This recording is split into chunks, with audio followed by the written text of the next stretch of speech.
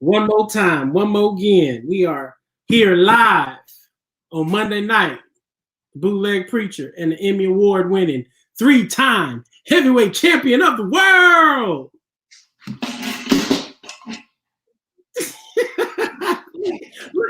at that! Look at that belt he got. Look at it, man.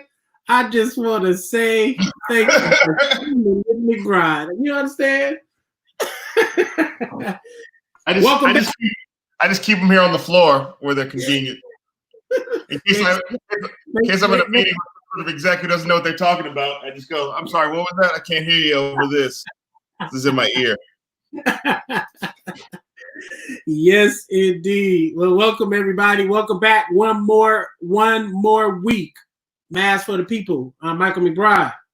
I'm W. Kamau Bell. I'm here in it to win it. In it to win it. And, but I'm telling myself, I feel like I'm not winning it, so I got to tell myself I'm in it to win it. Yes, the power of confession, the power of positive confession. And that's really what we hope we get out of tonight. We got some great inspirational folks that are here to help amplify and tell some good stories and reflections about this moment we're in. Help us to get some marching orders. We got all kind of things happening everywhere. And we wanted to make sure we brought some special guests in this week to give us some of their best thinking. Kamal's been some kind of a week. I saw your president is taking hydrocook. I'm not going to say, somebody's prayers are being answered out here, but man. Well, as I tweeted right before we went on, I was like, is he taking it or is the doctor just giving him a yellow M&M and rubbing his tummy? Telling him he's a good boy. Yeah, here it is. Here's every day he gets a new yellow M&M. Here you go. Well, I gotta say, man, there's so much happening, and of course, Match for the People started. We launched this April 6th.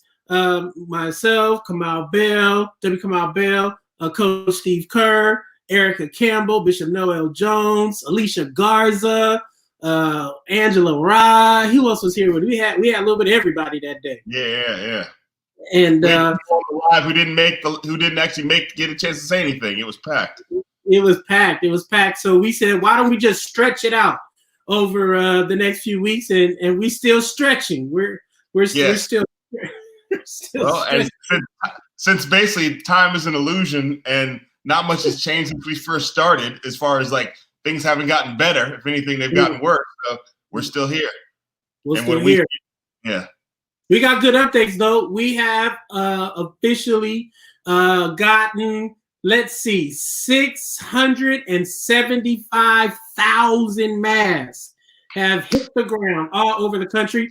And so hang out with us for a little while. You're going to get a chance to see some live snapshots of what's been happening in a few of our cities. We have hit the $75,000 threshold of online donations. We got over 1,000 people that have given us about $75,000. That's quite a range. I gotta nail that number down, I guess. And of course, we got $1 million from Jack Dorsey and Levi's. We just got notified today. Levi's is gonna come in and hook us up with at least $25,000. So wow.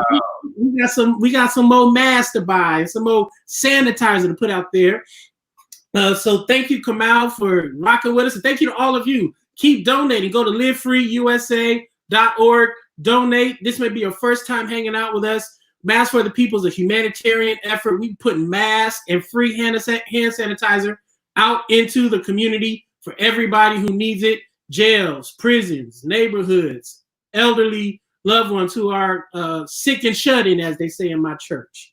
And it's been a great partnership. So thanks, Kamau, man. We making an impact, brother.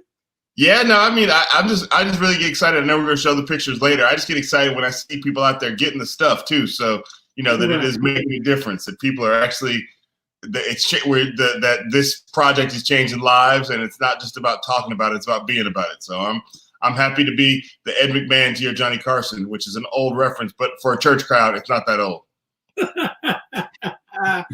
All right. Well, I am glad to be Johnny Carson, I guess, then, huh?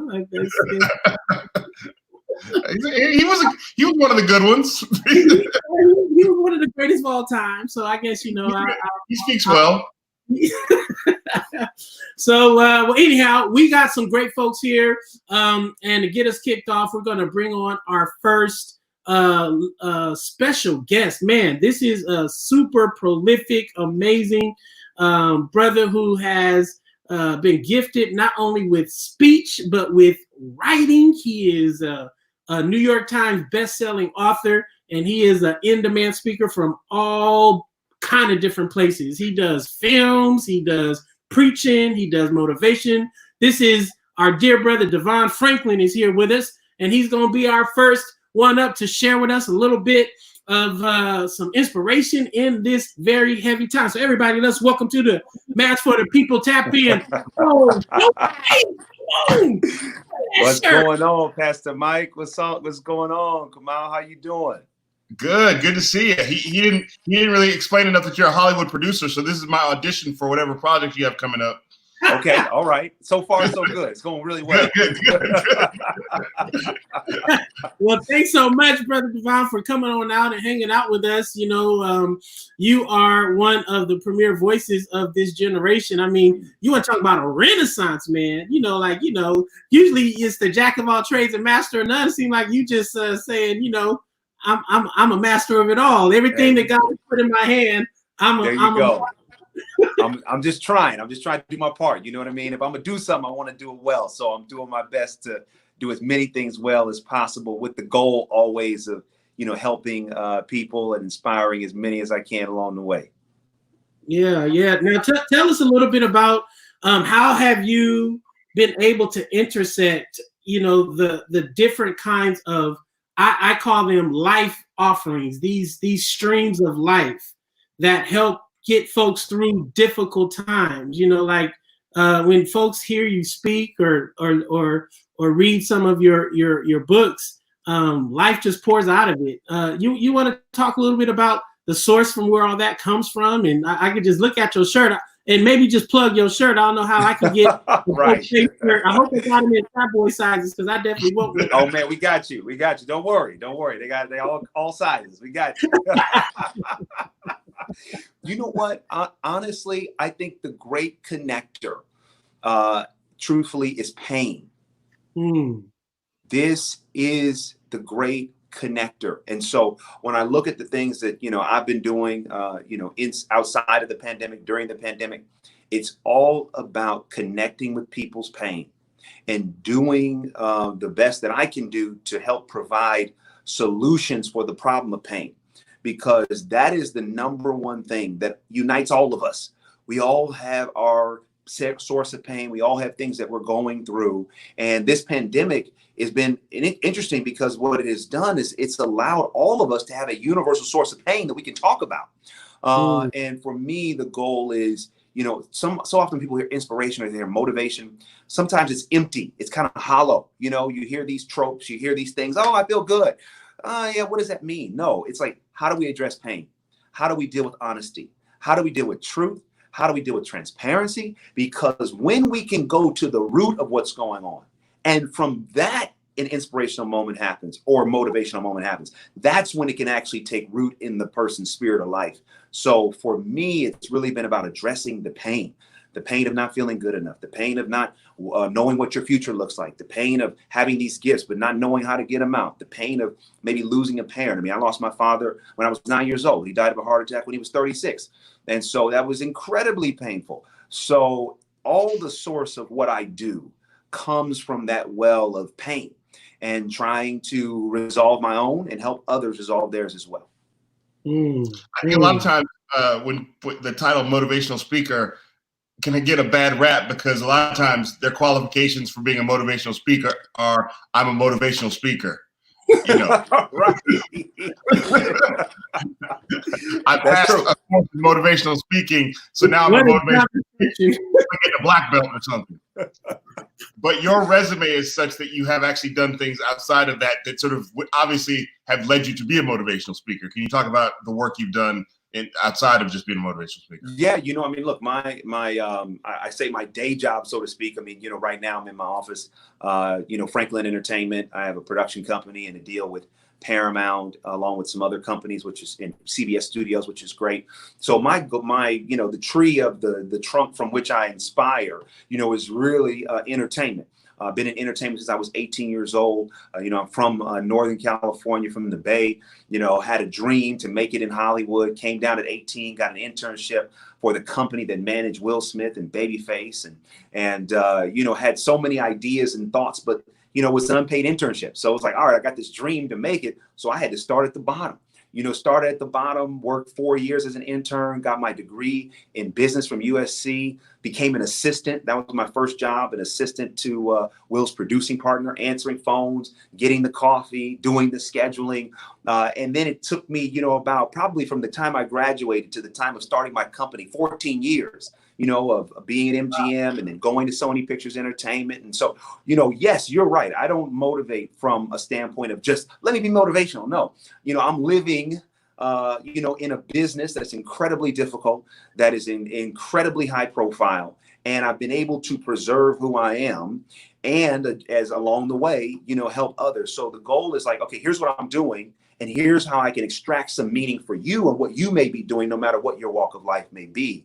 But drawing from my career in Hollywood, navigating, being a man of faith, in this position, in this environment. And if anything, all the gifts that Pastor Mike was alluding to earlier, all these gifts have come out of being in Hollywood, like being an author, having the opportunity to speak, having the opportunity to inspire. It all comes from being in this business. So you're absolutely right. Like, it's not like being motivational without portfolio. It's really about the motivation being tethered to moments that I've actually had to live through. Well, speaking of moments to live through, brother, I mean, good Lord, who thought 5 months ago we'd all be homebound? You know what I'm saying? Like, who you telling? And it's apropos to have you on, particularly as we're winding down Mental Health Awareness Month. And I know that for many folks who are struggling with just feeling and managing the stress of being, sheltered in place, or some folks are in some very tough situations. What would you say to folks about managing stress and anxiety and taking good care of our mental health in this moment, particularly given this pandemic? This is a global pandemic, and unfortunately, people aren't always able to get the right information to help them understand the seriousness of this moment until someone gets sick or until they get sick. And then it's like, oh man, this is not a hoax, Mm-hmm. How would you encourage some of our listeners and viewers to take good care of themselves in this time? Yeah, I think that when it comes to mental health, this is one of the most deceptive areas of our health that we have. If I'm physically sick, I have a cough, I don't feel as good. Immediately, the alarm that something physically is not right is present. And we get a chance to address that, right? If I'm having some financial health issues, all I got to do is check my bank account. Wait a minute, I'm a little sick. I need some relief. But mental health is the quiet, silent killer that all of us, this pandemic is taking a toll on all of our mental health, because all of us are addicted to control. This pandemic has taken that from us. We can't control this moment. We don't know when it's going to be over. We don't even know what the future looks like. So all of us have to recognize that our mental health is at risk, and it starts with awareness. So often we talk about, oh, just be strong, just be courageous. And what happens is we live a life of denial. We never get in touch with how we feel. Anything we deny, we empower to destroy us. Say that again. Anything we deny, we empower to destroy us. So when we don't take time to just say, like a t-shirt come out, you got to put that on the t-shirt, bro. That sounds like you thinking about using it for a sermon. I'm thinking about using it for for a show. Go ahead, man. It's yours. You got it. But it's to me, it's true, because what happens is if we don't take a minute to say, yo, I'm terrified. I am absolutely terrified. And being honest about how we feel doesn't make us weak. It actually is very courageous. So if we don't take those moments, what happens is we suppress that fear.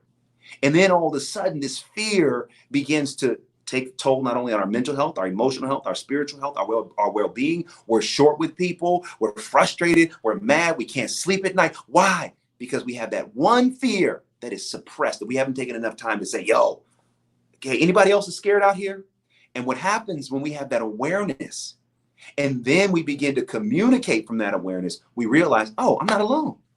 So you're not so I'm not alone. Wait, everybody else is out here scared? Oh, great. Relief. Relief. Okay, cool. So this is what the pandemic, I believe, is doing. It's the great equalizer, I think, in the best way, because it requires all of us to get in touch and have an awareness that all of our mental health can be affected and is being affected. And it starts with just being honest about how we feel, working to not suppress or to be in denial, and know that we're going to make it through this. We will do it. But the key is how we make it through. That's why it's important to talk and express and communicate, because I want anyone coming through this to come through better, because we learned some of these tools that we otherwise may not have ever used. We may have never communicated to the degree we need to now. But in order to get our mind right, we got to start talking and communicating. And that's what I believe will help us navigate this. No, absolutely. I think that's especially those of us, I think, that are in a position of privilege to get to know that no matter what happens, we're not going to fall too far on the other side of this. Whereas there's some people who really don't know that they're even going to make it through, you know? Yeah. No, it's very true. But I think also, though, what you said is true. It's deceptive, though. Because again, our mental health, all of our mental health is being affected. We don't know what's going to happen in the future. There's fear, there's anxiety, there's a little tension. So why it's deceptive is that because let's say we're on the side of the street where we're not going to feel the economic impacts of it, we could then allow ourselves to think we're protected from the mental impact of it, which we are not. That's true. Absolutely. So it's important. I apologize. Yeah, right. You know what I'm saying? So it's important to say, yes, I'm blessed that I don't feel the brunt of it. And I appreciate and I'm grateful for that in terms of the physical, detriment. But let me also be aware with how I'm feeling so that mentally I'm maintaining my mental health and not allowing that to suffer silently. No, I feel like any married couple who gets through this married deserves some sort of award, because I agree with you. If you make it through when they go, we have a vaccine, everything's great. If you're still married, then there needs to be some sort of celebration. Ooh, man, I've been married for 8 years, man. I know what you're saying. Yes. It's so true. Yes. Well, part of what we're doing for Mask for the People, we're trying to ensure that some folks who, without PPE, without proper information, access to sanitizer and things, some of them won't make it through this like literally alive because of the way in which this virus is. Look, he's modeling. He's our Vanna White. He's our looks great. There it is. There it is. Maskforthepeople.org. You can go get your own sanitizer and help us raise some money and get this stuff out for free. But part of why we started this campaign is we wanted to make sure that some of us who had at least a little bit of privilege, a few dollars to spare, could help donate so we can get as much free PPE out to the community. And so as we get ready to let you go here, I wonder if you could say a word about the importance of being generous in the time of scarcity.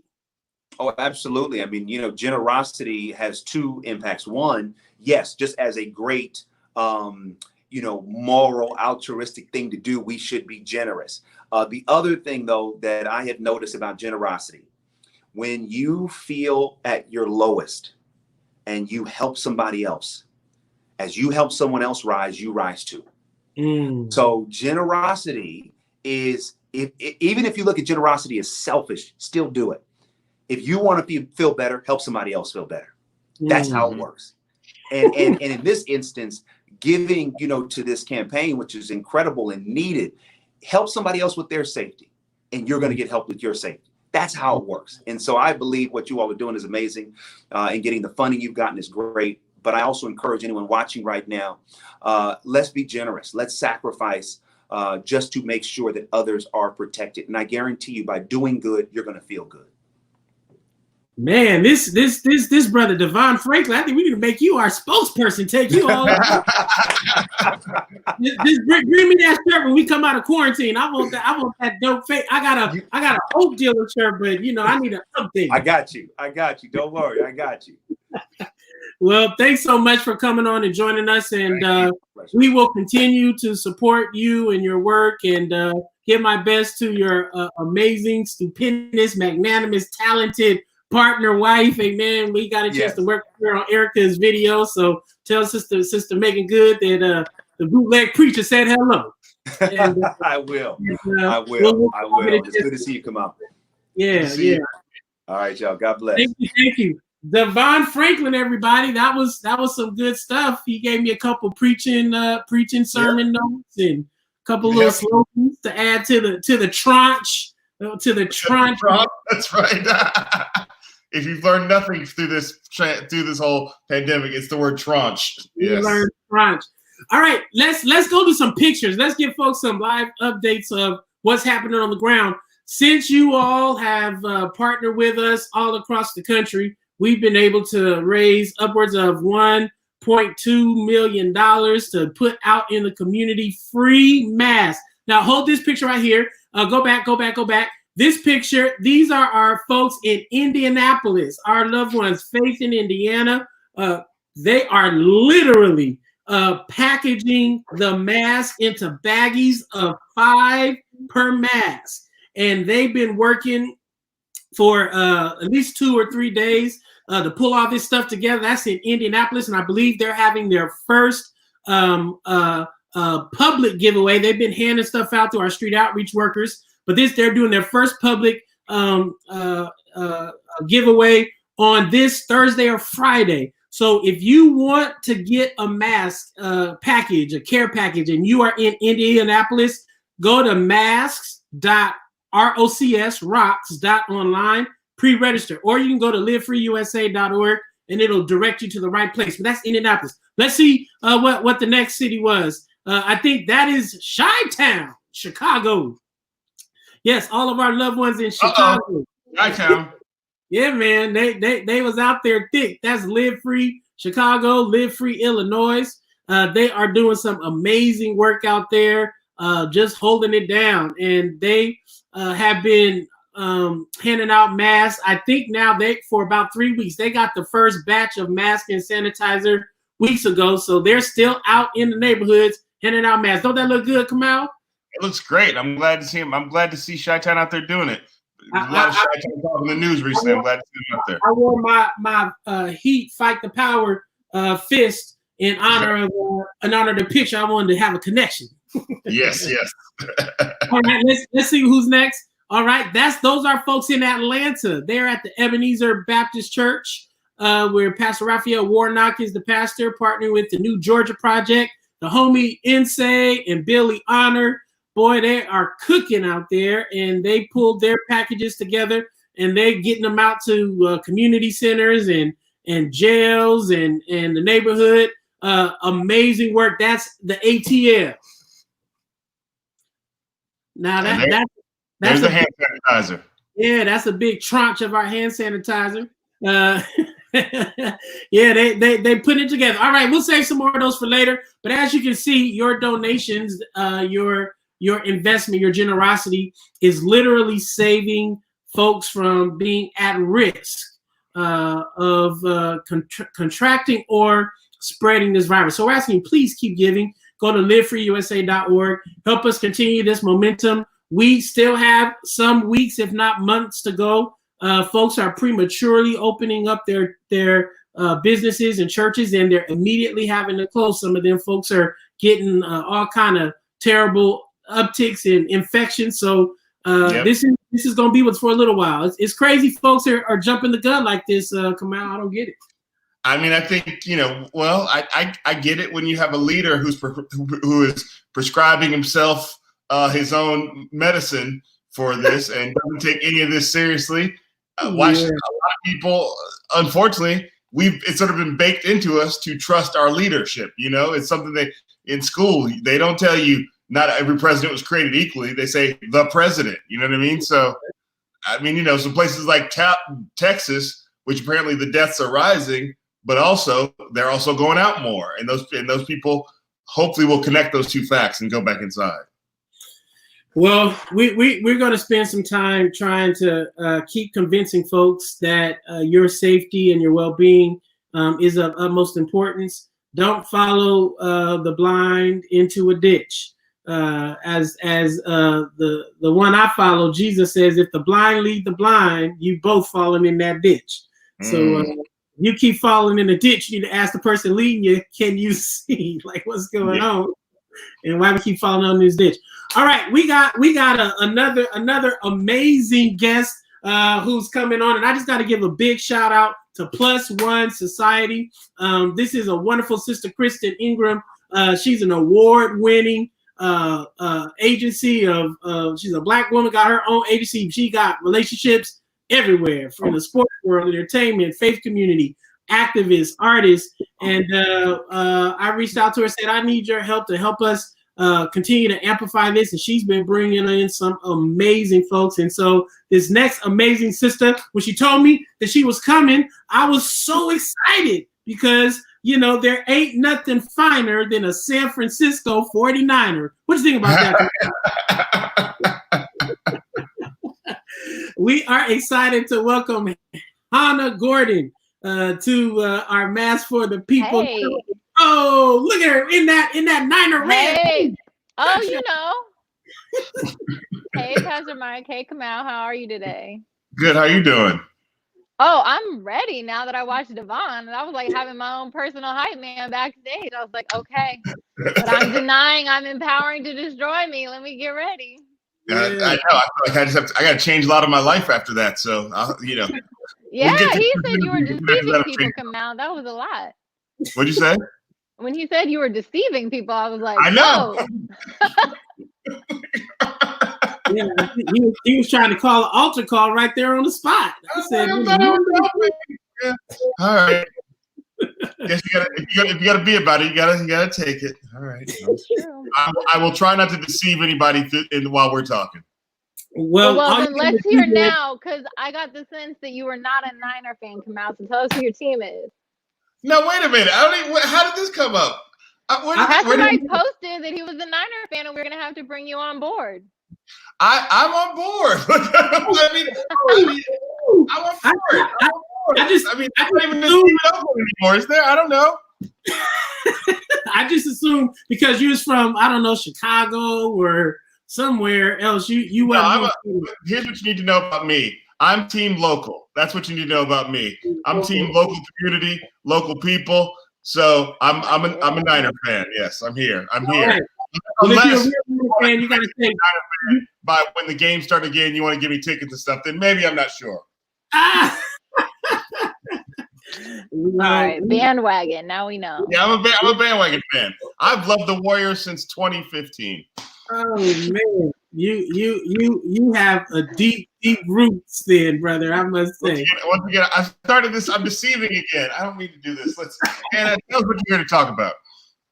Well, it is great to have you here, Hannah. You are the Chief Administrative Officer of the San Francisco 49ers and lead a lot of their community initiatives, and you are figuring out responsible ways for the greatest sports franchise of all time to be able to put their influence and their resources and just the long-standing reputation in the world for good. Tell us a little bit about that work and how the 49ers are trying to do that, particularly in this moment.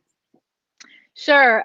So where we started was really with supporting a lot of the community foundations. So what Kamal said about being local, we also are all about being local. So we supported the Oakland COVID-19 Relief Fund, which has done a lot of really great work addressing some of the health disparities. And I don't know if you guys saw, for anybody who's watching from Oakland, that today Allen Temple Baptist Church became a testing facility so that anybody can go there and get tested for free.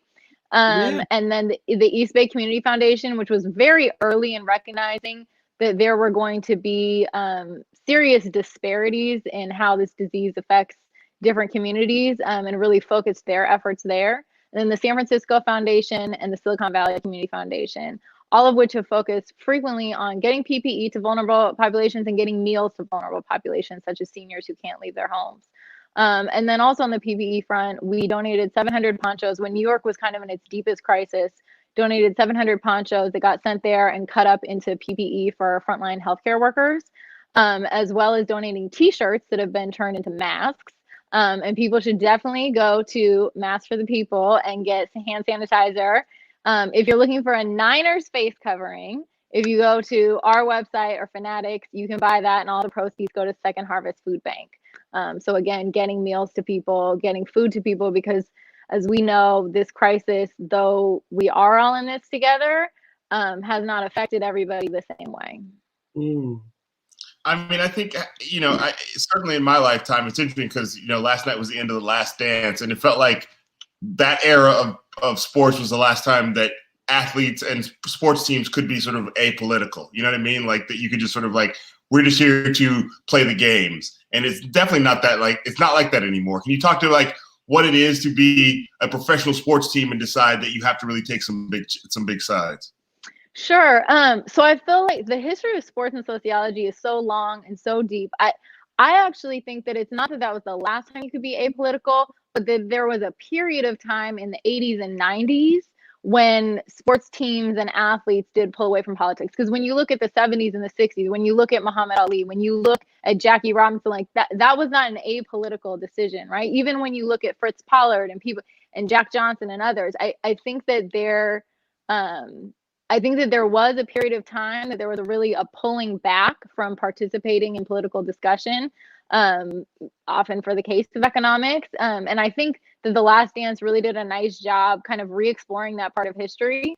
And people had some really interesting comments on that. But I agree. I mean, the reality is the generation that is growing up today does not tolerate any brand, sports or otherwise, that is not making its values known. And then they're looking at what is the behavior of that brand and does that align with my values. So I think the exciting thing is like young people have really pushed all companies to be a lot more transparent in their social impact. It's oh, go ahead, Kamal. There you go.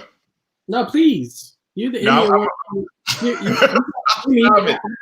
I think the thing that I really think about is that there was when you think about Ali and Jackie Robinson and certainly Jack Johnson, like being political affected their bottom line in a significant way. Absolutely. And with Jordan, there was a sense of like, he was like, I don't want to affect my bottom line. But now with like in a LeBron situation, it's like, it will affect your bottom line if you aren't clear about which side you're on, Yeah, I agree. I think it's a really fascinating, like sort of advancement on some level that we've made. That there's a positive aspect, but you also have to be LeBron, right? Like that's the problem. It's not true for everybody. Because I was about to say my boy Colin, who of course we know got his start with the Niners, really has had a hard time getting back in the league.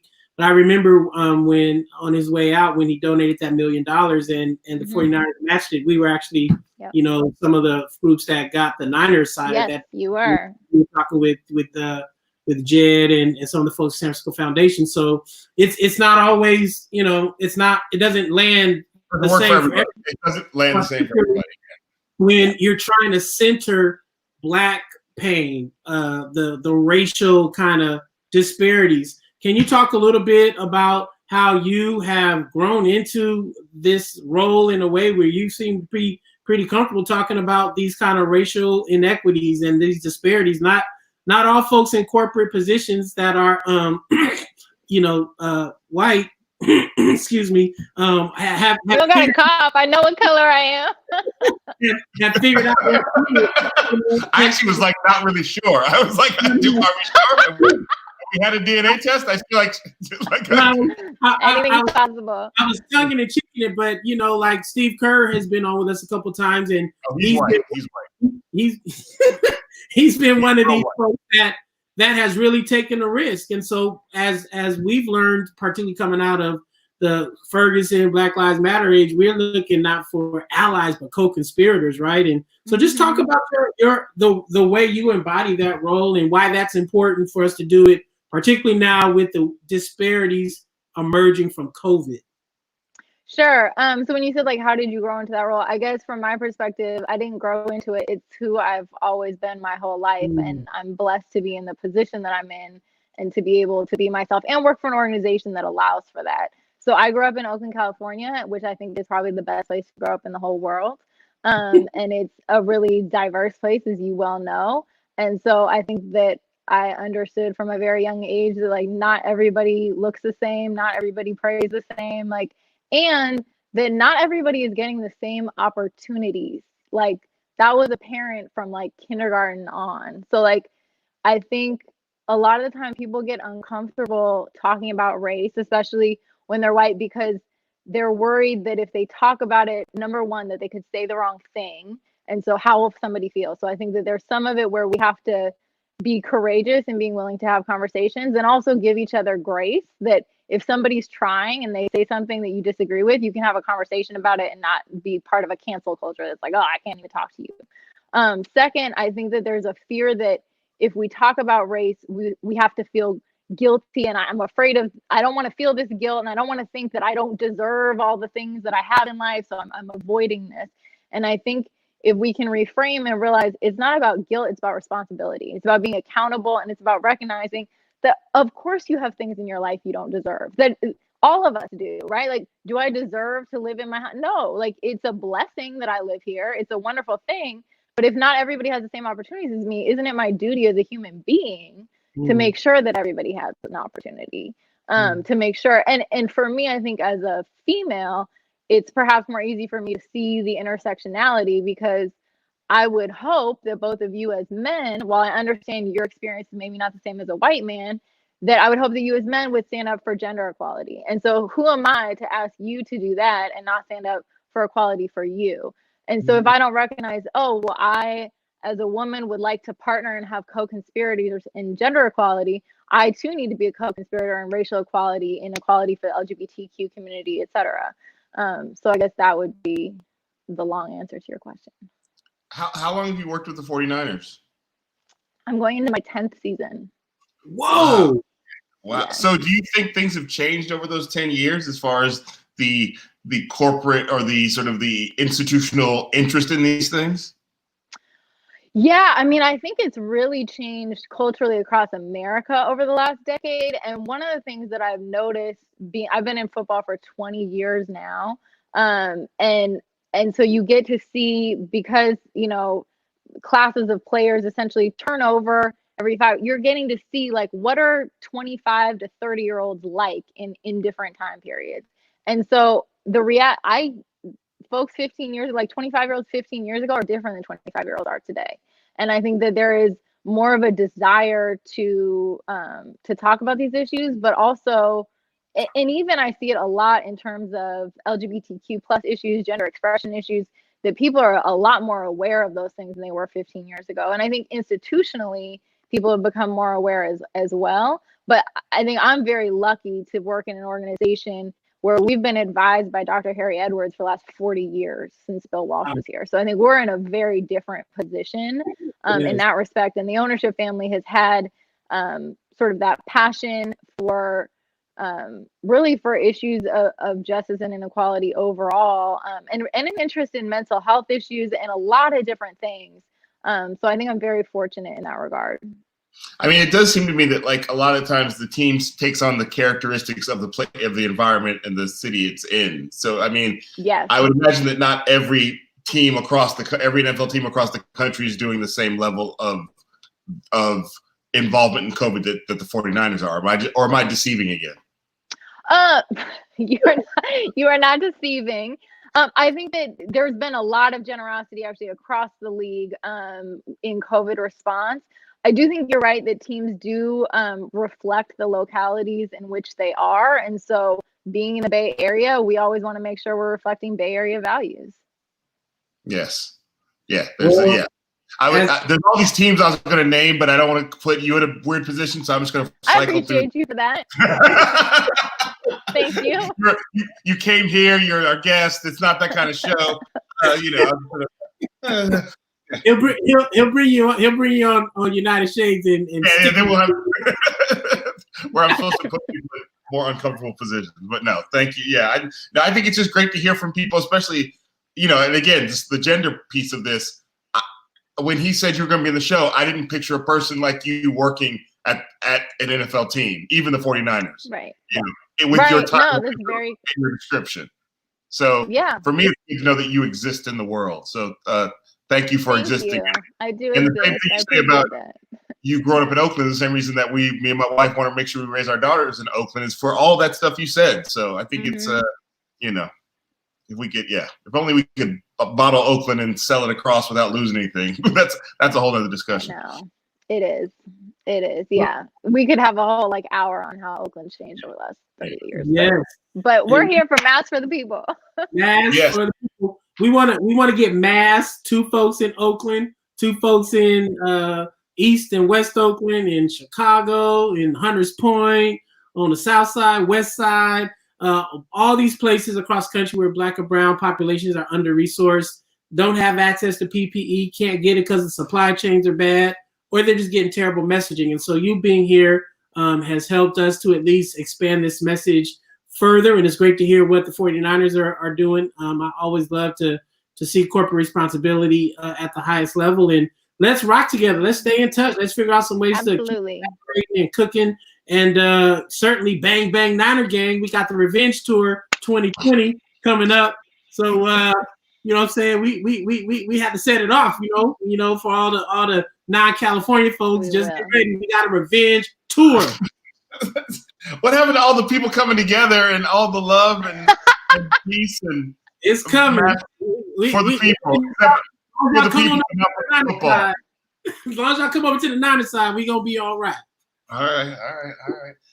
I mean, are you involved in any of the things with sort of trying to conceive what football looks like without people in the stands? Yes. Yeah, I'm the general counsel and the CAO. So okay. Yes is the diplomatic and short answer to your question. See, I always ask. All right, I'm stopped talking. I know. I'm like, is there a mask for Kamau? Because pretty soon I'm gonna be like, why don't you put your mask on and Vanna White it for us like you did with the hand sanitizer? Well, before we let you go. Give one great pitch for folks to donate to Mass for the People. Help us keep getting the resource we need to get PPE out here. Whether you're a Niner fan or you're a fan of whatever team, I guarantee you there are people in your community that need these masks, that need this hand sanitizer. You want to keep them safe. You want them to keep their family safe. Frankly, it keeps you safe too. So please donate now. Hannah Gordon from the San Francisco 49ers. Thank you, sister girl, for coming on, and look forward to a lot more rocking to do. You too. Thank you both. All right. Take care. Take care. You too. Man, you 2 for 2 come out. They coming for you tonight, brother. I don't know what's happening. I'm a little tired today. I was up late last night. I couldn't go to sleep after the last dance. Me and my 2-year-old had a 15-round title fight this morning. I'm a little bit. I'm trying to pull it back together. No, you good. You good. Maybe you should just put that Emmy on your desk so everybody can know that my questions actually are award-winning questions. Yes.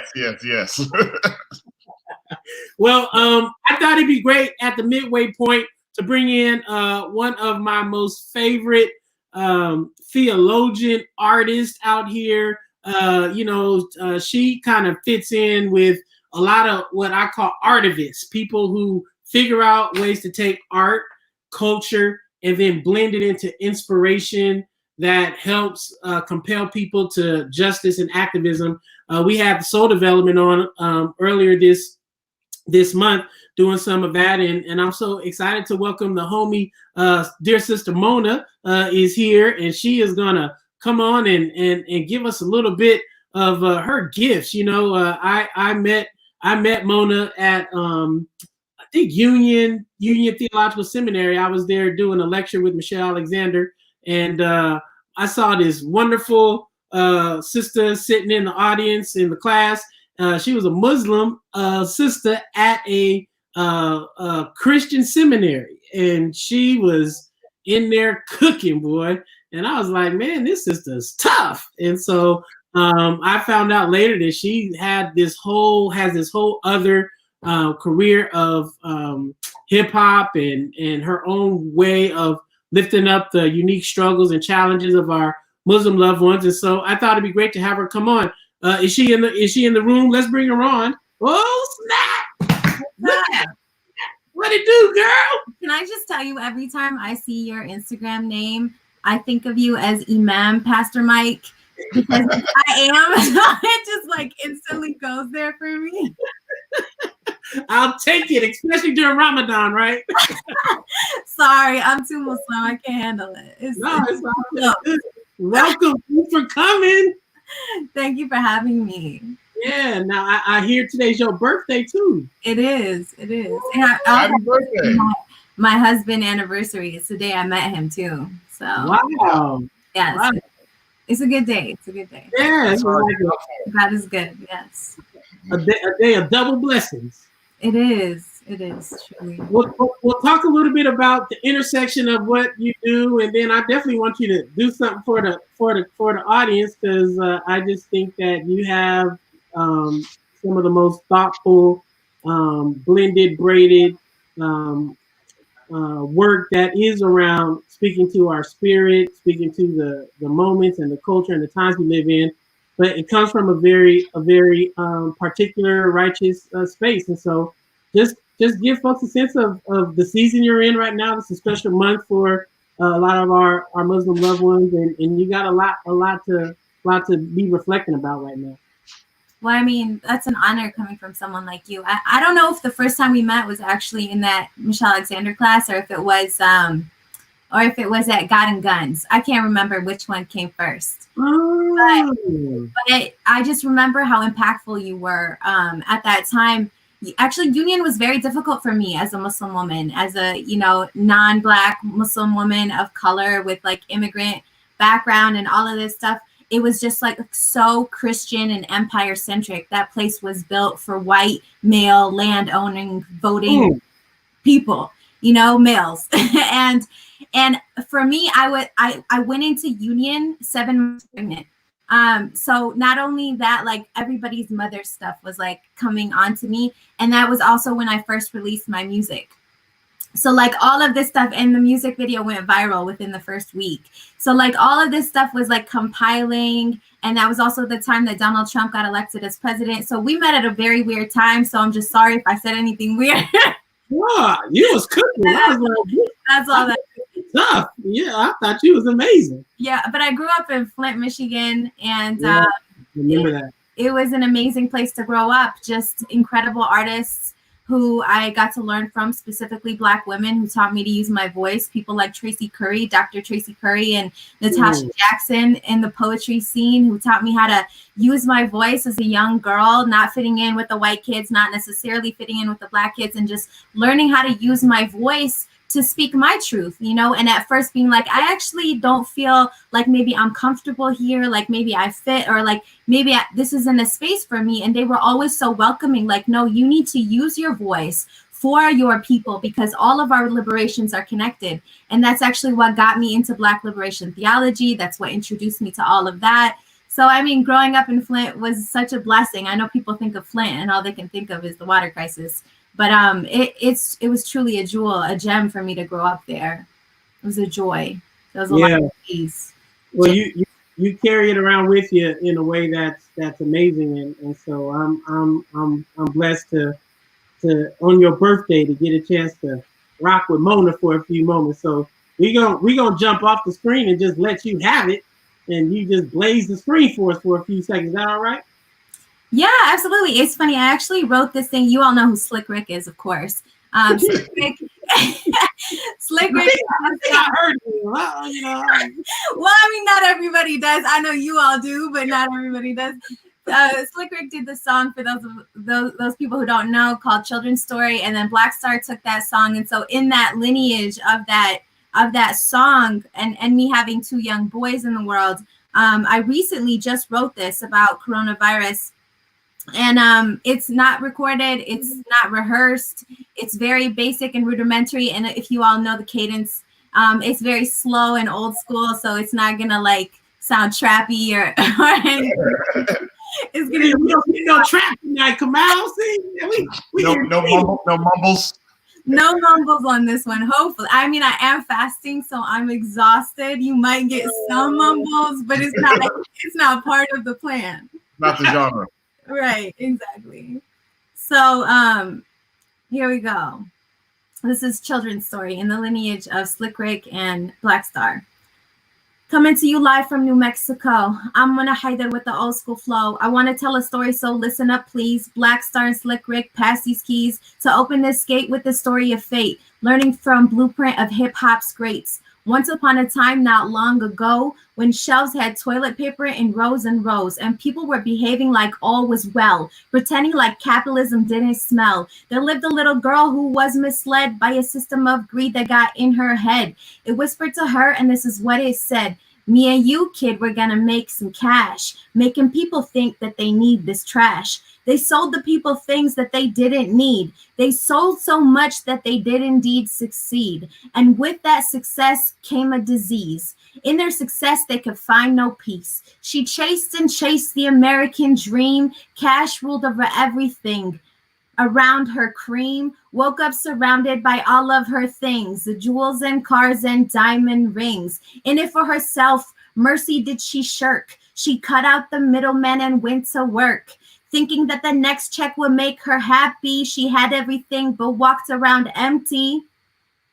On a walk one day, she bumped into Mona. This was during the time of Corona. I stopped her and said, hey, how you been? You've looked everywhere except within. Give it all up and then you'll win. She looked at me and said, I do concur. She gave it all up to the people around her, told her friends in government to cancel rent. She called up her friend, the president, and said, old man, it's time to repent. No more wars for wealth, putting corporations over health. Planes are not flying, give it to the dying. Oil and banks don't feed the hungry. Reparations will heal this country.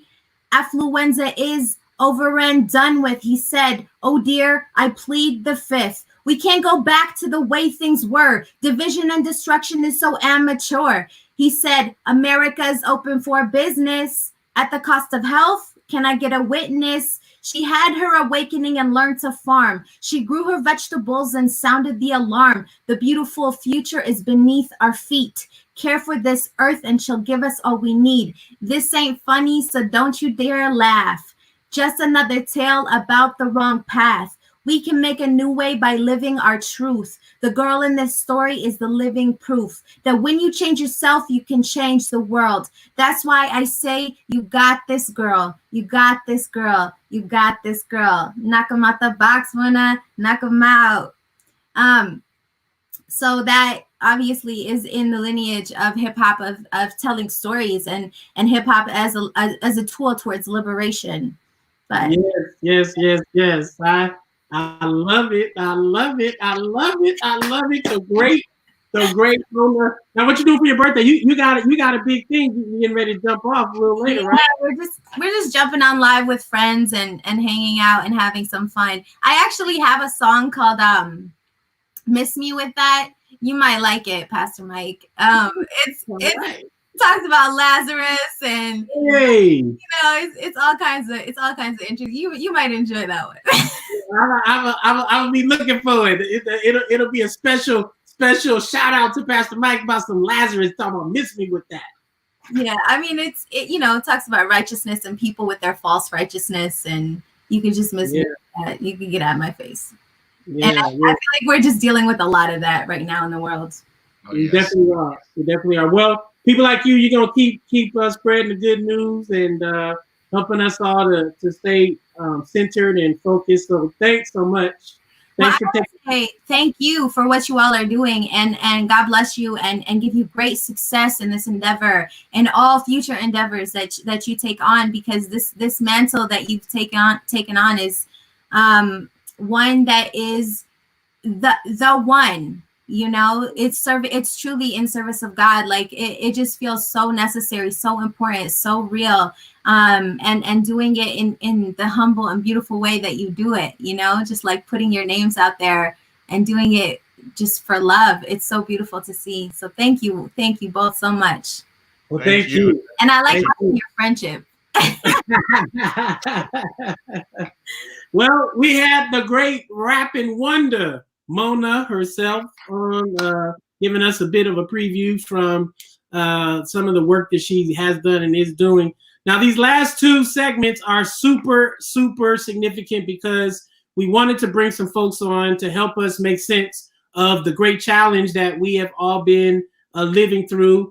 Police violence has been with us in a way that honestly, since the inception of this country, state violence has been an ugly reality for too many of us who are Black folks.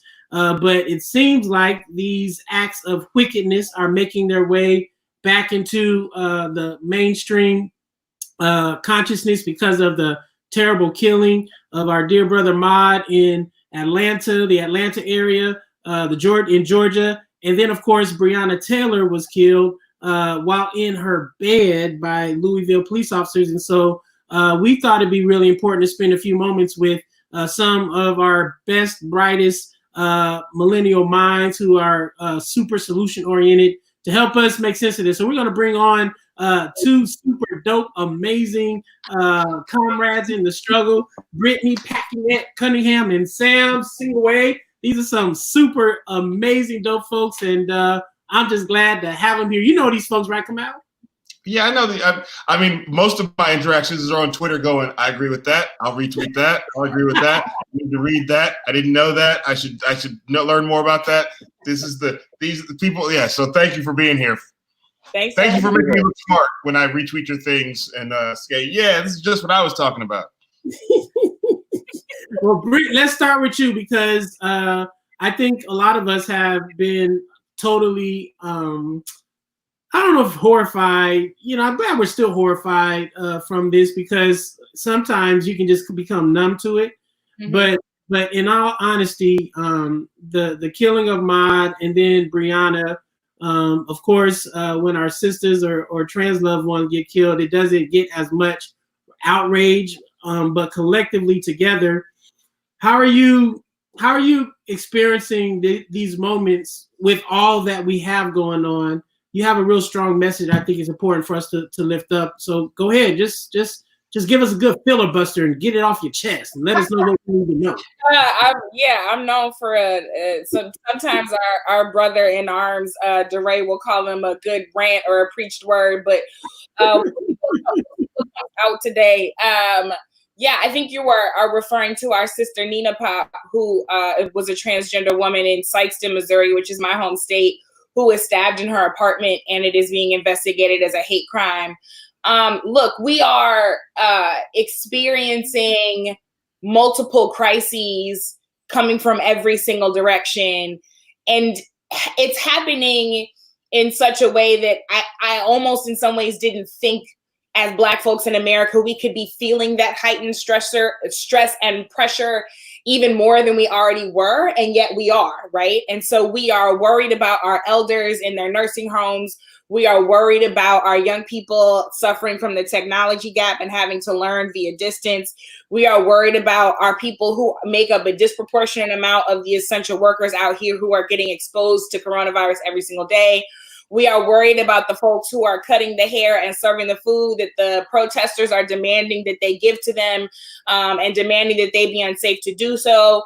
And we are worried about our people when they wear masks to go to the grocery store and do what the government tells them to do just to be accosted by the cops. We are worried about our physical bodies and our safety and our wellness from what we may ingest or the bullets that may come our way. And we are also worried about our spirits and our minds and our ability to continue to be resilient in the face of all of this. And Black folks are so powerfully and wonderfully resilient, but we shouldn't always have to be. And at a moment when we should be finally experiencing some relief, we are experiencing the heightening of our terror, and I haven't even talked about what's happening in the White House, right? So there is something that it feels like is attacking us at every corner. And I think what is incumbent upon us right now is to get ever more clear in how we are holding one another up, in how we are saving ourselves and how we are making the demands and communicating what we need to the powers that be. Because frankly, as our dear President Obama said over the weekend during his commencement addresses, a lot of the times the adults in the room who pretended like they knew what they were doing actually don't know what they're doing at all. And if we keep waiting for somebody else and somebody else and somebody else to solve the problem, it'll never get solved. It's going to be up to us to solve our own problems. It's going to be us to be our sister's keeper, our brother's keeper, our neighbor's keeper. That's the only way we're going to get through this thing. We created a site called whileathome.org, in part because we recognized that the injustices of this moment are exacerbated, but they have always existed. And so we want to make sure that people are equipping themselves and one another to remember that even while at home, you're part of a community. And I think, as one of your previous guests said, it's incumbent on everyone to remember that even though we're all weathering the same storm, we're not all in the same boat. That's not an excuse to blame people for their own victimization. And it's not an excuse to open things back up just because your people are the ones who aren't dying. Yeah, that was a good rant. I think that was great. But it's important. It's important because we do need to. And it wasn't a rant, of course I was joking. I mean, it's true, right? And it's important for us to hear these truths in moments that they seem to be so obvious. Yeah. Right? That we just need to keep reminding ourselves not only of the conditions we're in, but also of some solutions. So not because I don't think you have solutions, Brittany, but I know Sam. Pass it off for sure. Sam, we talk a lot about what are concrete things people can do to rein in rogue police officers, rogue police agencies, hold folks accountable, because it is indeed a point of fact, until we're able to radically transform policing in this country, accountability is the pathway to that transformation, right? So tell us some real concrete things that people can do across the country beyond the immediate outrage that we all should and will continue to have. Don't stop tweeting, don't stop posting, don't stop vigiling, don't stop marching, but we got to also shift some policies. Give us a sense of what are some tools and ideas you have for that. Yep. So, in addition to all of the crises that we're experiencing right now, it's important to recognize that different communities are responding in different ways, and that this crisis has made possible things that I never thought I would see institutions respond in the ways that some of them have. Now, again, most of them have either doubled down on failed policies or ignored the crisis or done things that have exacerbated or failed to address the problem. But there are particular places that have started to do things that are new and that are potential solutions that we could scale. So you look at a place like Philadelphia, where the police said, actually, we're just not going to arrest people for low-level offenses, which it turns out is the vast majority of overall arrests. So in Philadelphia, when you look at the data that is published on a weekly basis by the district attorney there, what you see is arrests have dropped more than 80% from where they were. That's my cat, by the way. Yeah, I was saying, man, I know I'm tired, but Lord have mercy, I think I'm seeing dead animals running around my.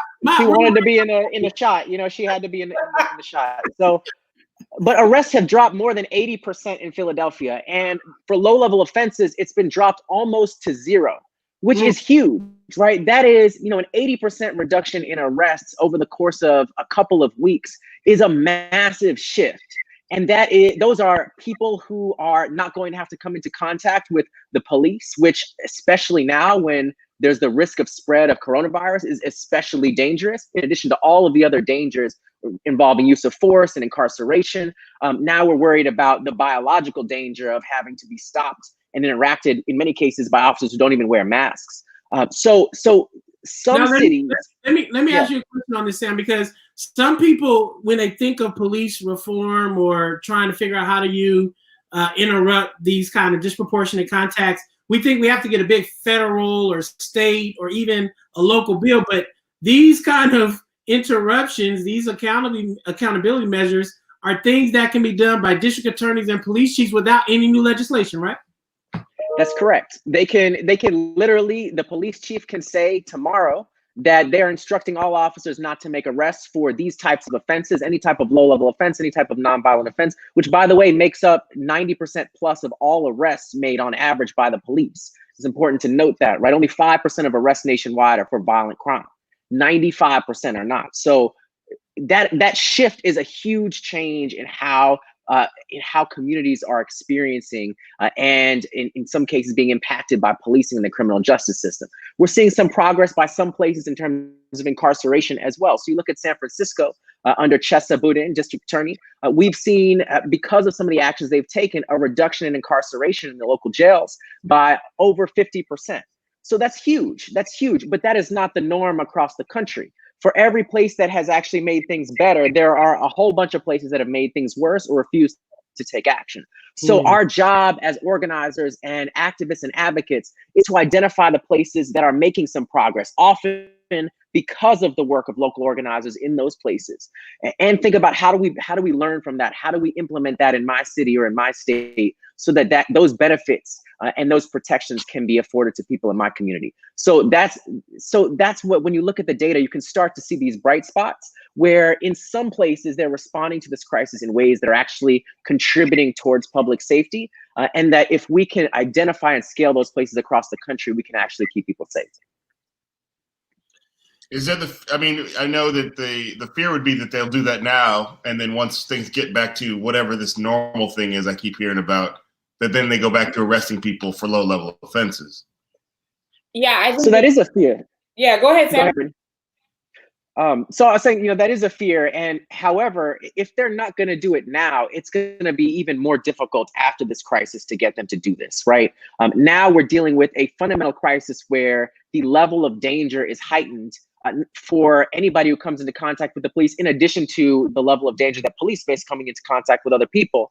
And that in jails and prisons, incarcerated settings, the spread of this virus is exacerbated. And then folks come back into communities, correctional guards and workers come back into communities as well, and that contributes to the spread. So now there is added pressure that it's important to leverage this moment and that pressure to make some real progress in protecting people now in the context of the crisis, but also then being able to sustain that over the long term. Because if they can do it now, and in places like Philadelphia, what you see is that all of the things that they said would happen if police stopped arresting people have not happened. Crime hasn't gone skyrocketing. Officers aren't in some kind of danger. Like, all of these doomsday scenarios have just not occurred. So that allows us then to say, after this crisis, that actually all the things you said would happen did not happen. The only thing that happened where people were safer, resources were saved and could be redistributed to other things, to frontline healthcare workers. And that's an approach that we want to continue moving forward.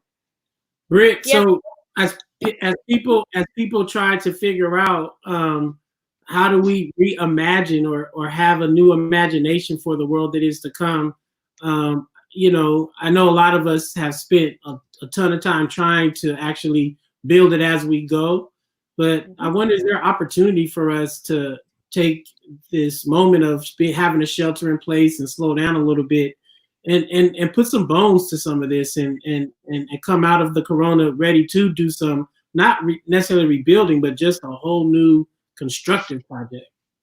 I can agree with you more. And to continue with Sam's point, there are opportunities to be building those models right now.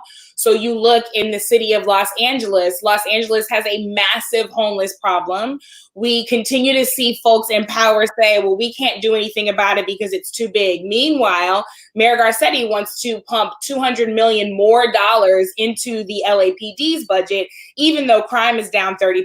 And to Sam's point, there are a whole bunch of services and industries across Los Angeles that could use that infusion of cash. There is so much research out there that shows us that it is in investing in the community and not in the cops that actually continues to keep communities safe in the long term, and that actually dissipates the need for cop intervention in the first place. So you can support the efforts of activists and local organizers across Los Angeles. You can follow the hashtag Block the LA Budget. There was a whole tweet storm today, so you can Go to that hashtag on Twitter, learn lots of the information about where that money could be better directed, and put that pressure on Mayor Garcetti, not tomorrow, not after coronavirus is over, right now. If you look at what is happening in Louisville with our sister Breonna Taylor, there have been charges brought, thankfully, in the case of Ahmaud Arbery in Georgia, as you shared, but not in the case of Breonna Taylor. For those who don't know her story, she was laying in bed when the police, the Louisville Metropolitan Police Department, were serving a no-knock warrant, which at Campaign Zero, along with Sam and DeRay, we have been trying to eradicate for a very long time because they are extremely violent. Describe what a no-knock warrant is, because I when I do my trainings with folks, a lot of people don't even know what that is, but it's terribly true. Feel free to take it, Sam. Yeah, so a no-knock warrant is where the police enter somebody's home without knocking, without announcing or identifying themselves as officers, in many cases in plain clothes, so that the person inside the house doesn't know whether this is a police officer or somebody who's trying to burglarize or rob the house. And in many cases, obviously, people defend themselves, not knowing who is entering the house, and that in this case and in many other cases each year leads to mostly civilians getting killed by the police. So there was an analysis that was done a couple of years ago. It looked at no-knock raids and showed that they expanded rapidly over the past several decades. So in the 1980s, on a given year, there would be a couple thousand no-knock raids that would happen nationwide. Now it's up at about 30,000 a year. So this is a tactic that is relatively new in the frequency in which it's being used. It's predominantly used against Black and brown folks, Black and brown communities. And there are places that don't do this. So you look at Oregon under state law bans all no-knock raids. In Florida, because of a state Supreme Court decision, they also ban no-knock raids. So you have two states, a pretty battleground, sort of moderate state like Florida, a little bit more progressive state like Oregon, depending on how you try to stay progressive, because a lot of stuff happening in Oregon, actually.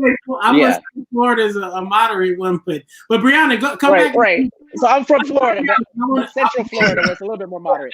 Point is, there are places that have banned this, and they create a precedent where if you want to push for this in your state or in your city, this can also be done at the city level, like in Houston, after another botched no-knock raid in which the police killed 2 people.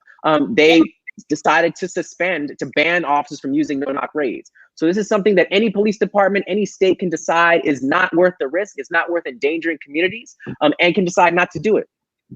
And that's precisely what happened in the case of Breonna Taylor. If you've never seen a no-knock raid, I like to tell people to go watch the first scene of Straight Outta Compton, the biopic about NWA.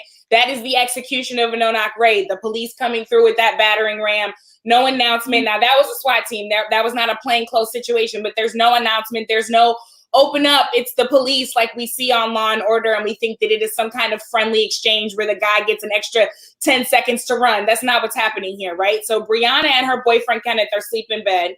Plainclothes officers do not announce themselves, according to Kenneth's testimony. As Sam has described, they begin to come into the home. Kenneth thinks that their home is being burglarized. He is a legal gun owner in the state of Kentucky, which is a stand your ground state. He stands his ground, begins to shoot back. One of the police officers is injured. At this point, we actually don't know if the injury to the police officer came from Kenneth's gun or if it was friendly fire from the other police officers. Because at that point, the other police officers ended up firing 20 rounds into Breonna's apartment because they said that there were supposed to be drugs that were being transported through there. There were no drugs found there. The person who was at the top of the warrant was already in custody and lived 10 miles away. And she was shot 8 times while she was laying in her bed. She not only was a young, innocent, and unarmed woman, she also was an EMT in the city of Louisville. So she was a frontline essential worker, literally saving lives in the middle of this pandemic. And it took 2 months for the city of Louisville to acknowledge this. And that is only because once we finally found out about this, after it got buried in all of the other news, we talked about it on our podcast. We started tweeting about it, Instagramming about it. We made sure to use the hashtag Breonna Taylor. We made sure to send people to the website fightforbreonna.org or justiceforbreonna.org. Either one will work. and people started calling, writing emails, etc. Now we finally have a statement from the mayor. Now we finally have a statement from the governor. Now we finally have a statement from Mitch McConnell. Now we finally have a special prosecutor. But she got killed 2 weeks after Ahmaud Arbery, and it took us just as long to talk about it. So the situation that is happening right now in Louisville, to this point about what the future can look like, we obviously need to get accountability in Breonna's situation. If you go to one of those websites, you can help that happen. But we also need to help Louisville do what the activists down there have been fighting for so long, to imagine a different Louisville. So they've been fighting, for example, a civilian review board, right? That actually has subpoena power, that actually has funding to call police to testify, that has the ability to subpoena evidence, to subpoena witnesses, etc., in the disciplining of police officers. Because what we know is that several of the members of the unit that served that raid on Breonna's house had other complaints on their jacket. So these are people who had been capable and had engaged in that kind of police violence before, and should not have been engaged in that kind of activity in their community. And yet they were the ones to serve that fatal warrant that night. So that is a way that people can contribute to the reimagining of what is possible in the building of those models. Most finally, the sites that Sam has worked so hard on for so long, and that I and DeRay are part of the planning team of, at joincampaignzero.org, and our sister sites, in particular, checkthepolice.org. And I went back to that actually as I was emailing the Louisville mayor, because their press person wanted to send me a clip of a statement that he made that was completely unacceptable. And I was like, let me help you understand exactly who you're talking to, because here's the research we've done, and here's what I know about your police department. And what I know is that you all hide evidence. You all disqualify complaints, that you all show evidence to police officers when they are guilty of police violence, that you all make it impossible or illegal to interview police officers when they are guilty of committing police violence, et cetera, et cetera. This is all information that is available at checkthepolice.org. I think they got shook because I didn't hear from them anymore. And suddenly we heard that they were trying to start a task force, but the task force is standing in the way of them actually supporting the Citizens Review Board. So we need to make sure that we're helping what they're doing down in Louisville, but you can also go to checkthepolice.org, because everything Sam said is absolutely right. And what we know to be true is that if you've got a progressive police chief, and you've got a progressive DA, and you've got a progressive mayor, and they stand behind all of those things, and you don't have a progressive police union, the police union can sit there and block all of it. And I say that as someone who has been and still supports labor. I was a union teacher. Like, I fully believe in labor and organizing, but what we know to be true is that police unions uniquely and specifically stand between communities and accountability every single day. And if you want to engage in the work of doing what it takes now to imagine a different future when it comes to this, you can't just pay attention to the policy. You also have to pay attention to the union, because otherwise they will come behind all of the work that you did and undermine it. The great Brittany Packinette Cunningham. Woo! The great Sam Singh. We love y'all. Thank y'all so much for hanging out with us. It's important more now than ever to have concrete responses that shift systems. I think, we've won the consciousness there of fight, right? Like, no one can deny this is an ugly reality in American life, in Black life.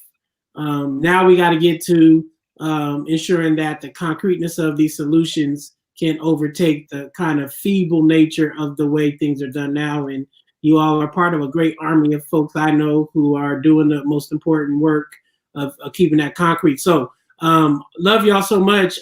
Thank y'all for coming to spend this time with us. We're going to have y'all back again and again and again.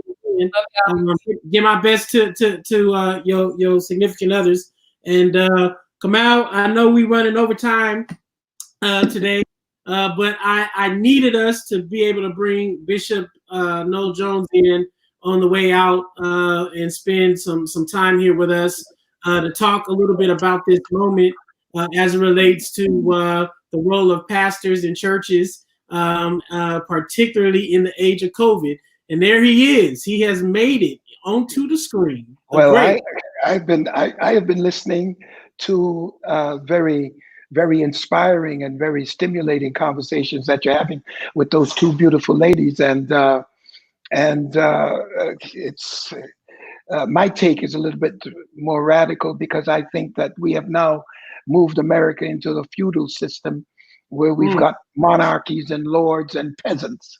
And that's where we are. And one of our great problems, just an overall view, and maybe this will stimulate people, or maybe this will cause somebody to say, look, I don't want to get involved with any of this. But the truth is, we have moved to a feudal system where we have a monarchy in the terms of the president, and we've got the lords in the terms of this GOP Senate, and then we've got the rest of us are just a bunch of peasants.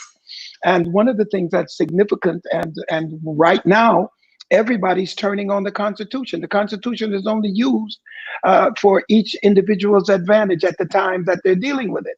Let me give an example of what I'm saying.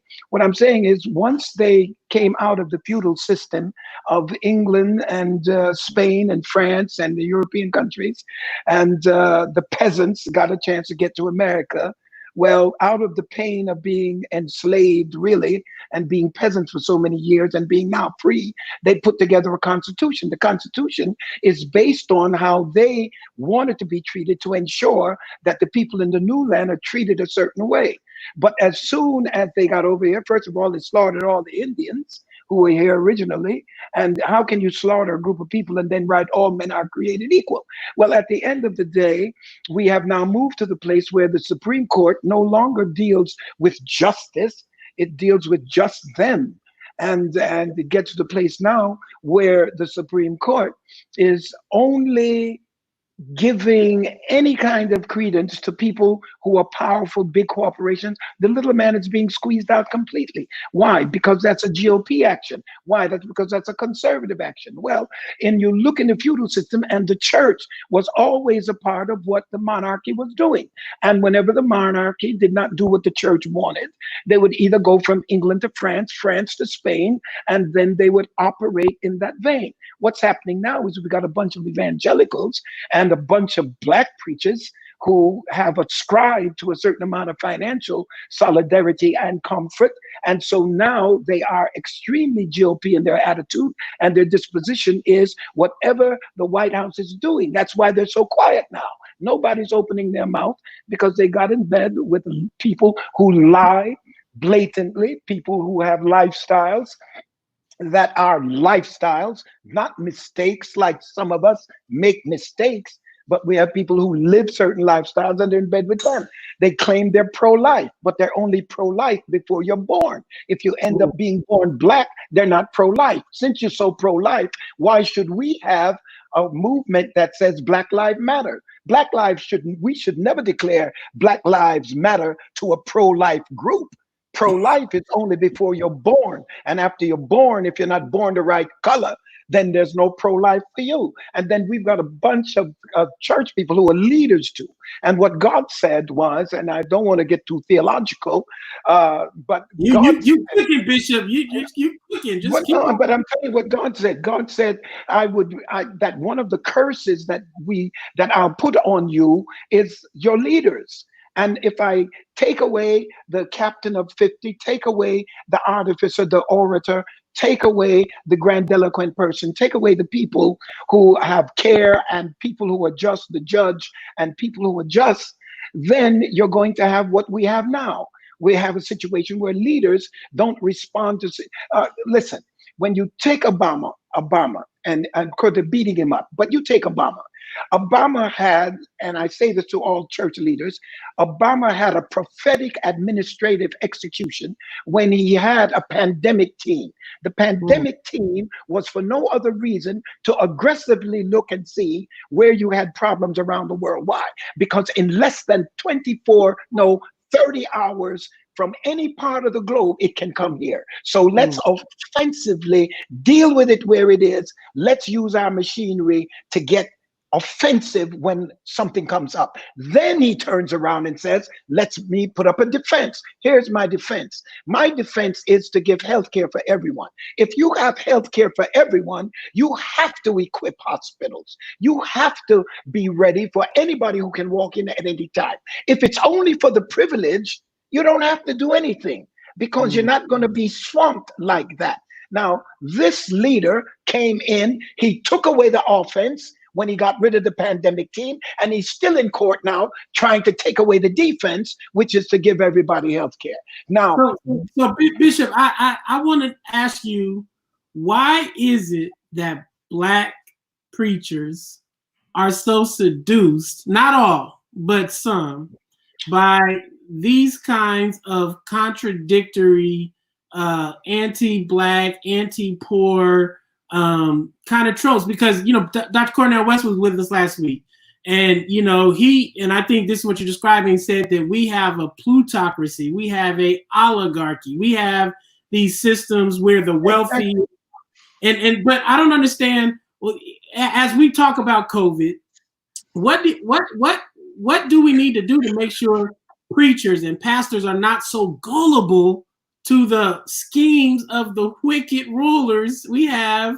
running amok at the local, state, and federal level? Well, the first thing you got to ask yourself the question, and of course, you're in ministry too, so it's not so difficult.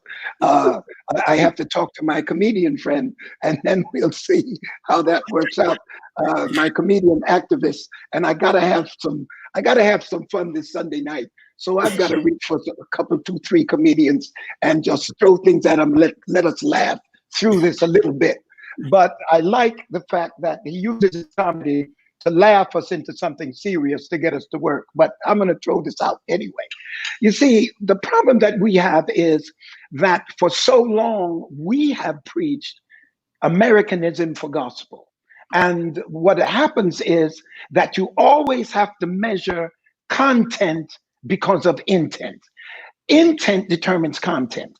When the preacher is preaching simply to bring himself out of the lower class financially, to put himself in a place where he is comfortable financially, and in many instances rotten rich, he has a tendency and a proclivity to lean towards the group that has that kind of mindset. I am convinced, and we preach about the devil, but the devil is not the meanest animal in the zoo. The meanest animal in the zoo is the love of money, because the love of money has been regarded as the root of all evil, not the enemy. And it's so natural because preachers have ruined the attitude of our people and weakened our people, because what we have done is we have projected a relationship with God based on finances. And that has always been the dominating culture's attitude towards the press. And that is, they promote what they have as an indication of how close they are to God, and they minimize the significance of the kingdom of God in this world. And so consequently, what we have now is nothing but serious trouble, predicated on the fact that we have completely and totally eliminated the significance of how we operate among our people. So when people started losing things, they asked, where was God?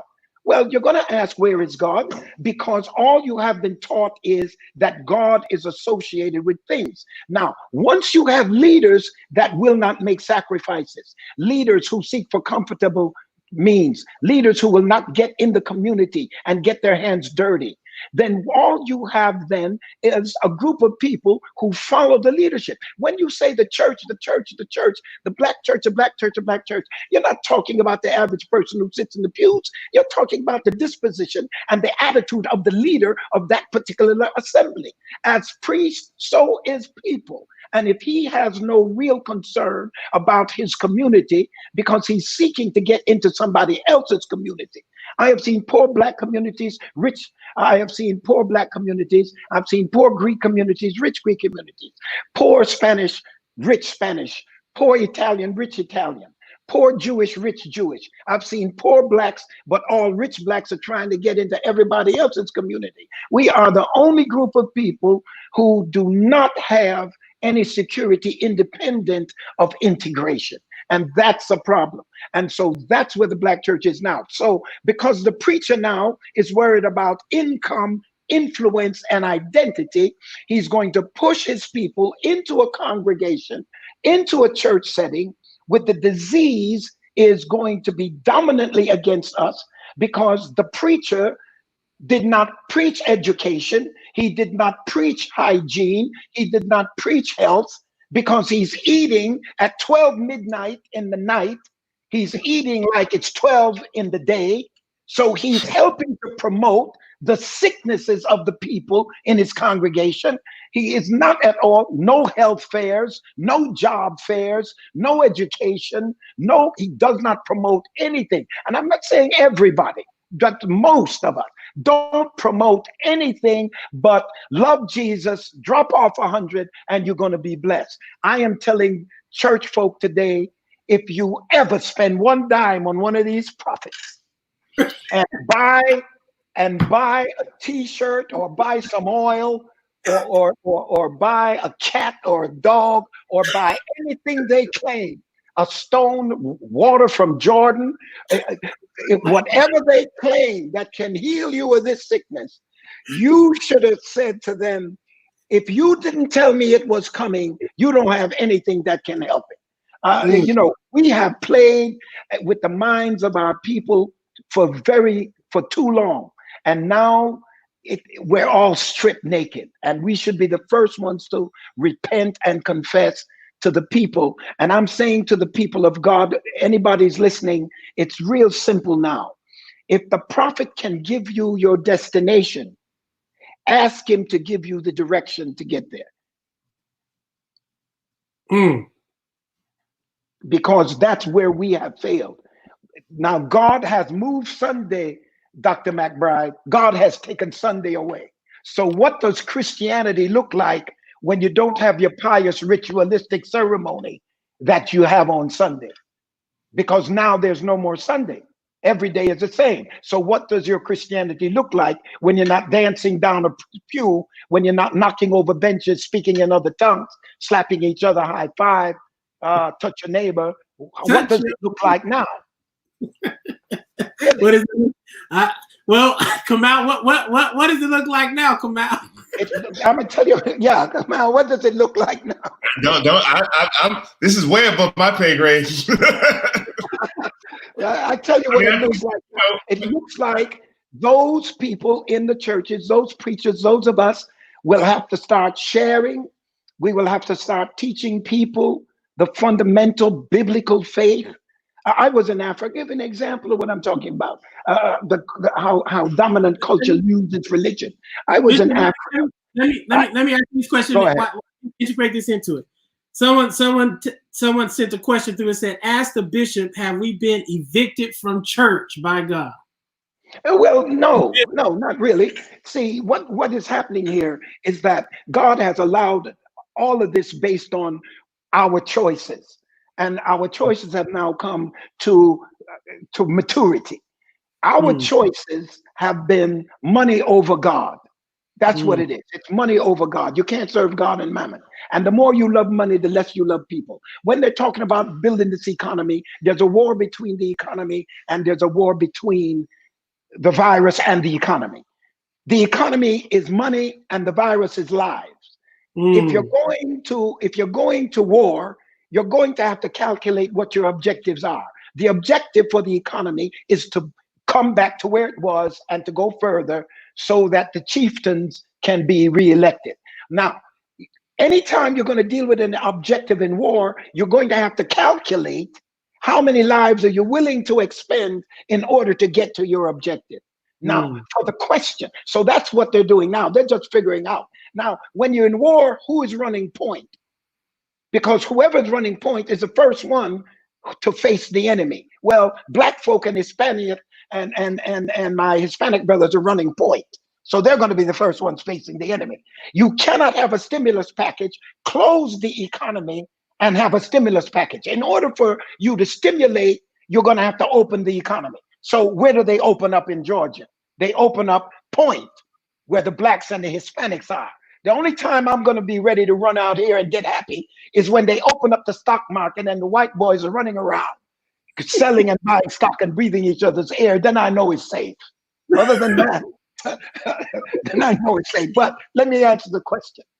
God did not backhand the world. God did not backhand us. We made these choices. If he interceded, then every time we make a bad choice, then of course we wouldn't have free will. So he can't intercede. We have to deal with the consequences of choices. So what we have done is, because we have moved to the elite and caused people to live in squalor, dirty water, burros in Mexico, burros in Rio de Janeiro, townships in South Africa, people living in squalor in India and around the world, China. So now here's what happens.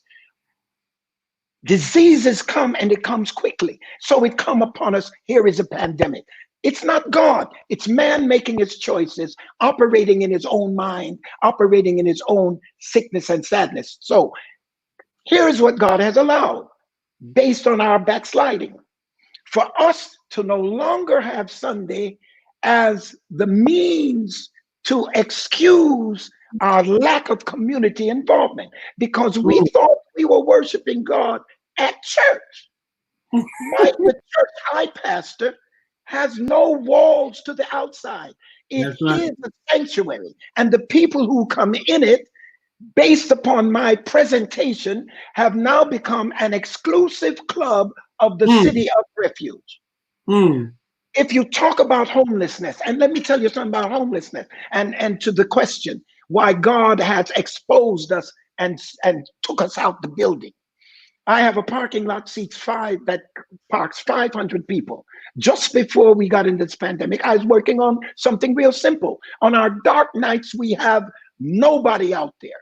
Why not have the people who sleep in cars to come up on that lot, have security, big light, showers, potties, and have people to sleep at least one night safe, or have a place where they can go with 400 cars and sleep. If all of our churches did that, where on our nights, dark nights, even when we're there, they come after we leave, people can rest and sleep, security, so nobody's raping nobody, nobody's pulling each other out of cars and doing things that people do when they're desperate. If all the churches did that, do you know how many people we could get on these properties who have jobs, who can go to work clean, on time, a good night's sleep, if it's even in their cars? We can solve the problems. The churches were empty. They had no beds for people in hospitals. Why couldn't you come into our churches and put people down and send some medical people over there? We can't go into it anyway. Yeah. So it seems like we as pastors and I appreciate Kamal you just letting me and Bishop go back and forth, because part of what I am concerned about, I'm concerned about two things. I'm concerned about our anti-intellectualism that makes us gullible to believe this virus is not real. If I just pray, God's gonna protect me. That I'm hot as fish grease about that. I can't believe we got preachers out here that peddle that. But then I can't believe that we also don't have enough coordination where we can solve some of these problems, particularly when many of the people who are getting sick or at least exposed are our people. There are people who attend our churches, maybe not my specific church, but collectively, if you are Black and brown and you are elder or you are infirm, somebody is a member of a Black church. And so we're gonna have to let wind this down. But what do you think we can do to get more unity around being solution oriented as it relates to the problem? We have to choose. We seriously have to allow this pandemic, first of all, to sift out all of the fakes. This pandemic to sift out all of the fakes, because it's under the stress and tension of the hour that reality and truth and what was pure gold is going to come out. the fiery furnace of this pandemic is going to destroy everything that was not solid in the first place. That's the thing. The second thing is we have to find a group of people whose intent has always been for the benefit of the folk. We have to get a group of people, first of all. Everybody can't enter here. We have to seek out, we have to, who do you know, Jones? Who do you know, McBride?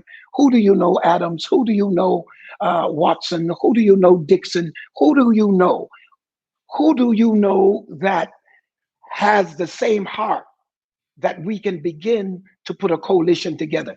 We have to handpick folk, because you really just can't sit down and open it up and say and think everybody's going to come. Or if you throw it out there, you get people of like mind. But what is happening is, and I think it's essential for you and I to understand this, is that the leadership in civil matters as it relates to Black people's rights has shifted from preachers to individuals now. Black Lives Matter was not spawned from the pulpit, because preachers have become so contaminated with the system that they no longer can stand on their own. And when they talk about speaking truth to power, hobnobbing with the president, hobnobbing with the White House and senators has now become a badge. It's a badge of honor, because now I'm accepted. I mean, come on. You're accepted in a system that's killing the people that are under you. What good is that? And when we talk about speaking truth to power, it's like we're down here talking to a group up here. The prophet has never been subjected to the king.